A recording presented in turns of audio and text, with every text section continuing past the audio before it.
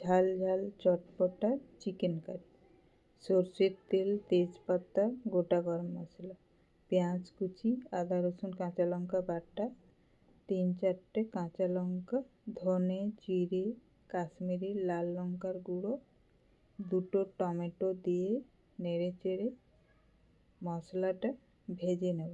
এরপর চিকেন আন্দাজ মতো নুন দিয়ে কিছুক্ষণ কষিয়ে নেব।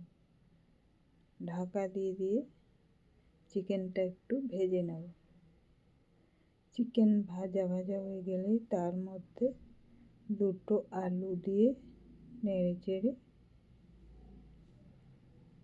সিদ্ধ হওয়ার জন্য কিছুটা জল দিয়ে নেড়ে চেড়ে ঢাকা দিয়ে আলু চিকেন সিদ্ধ হয়ে গেলে একটু মাখো মাখো করে নামিয়ে নেব। আজকের চটপটা ঝাল ঝাল চিকেন কারি রেডি।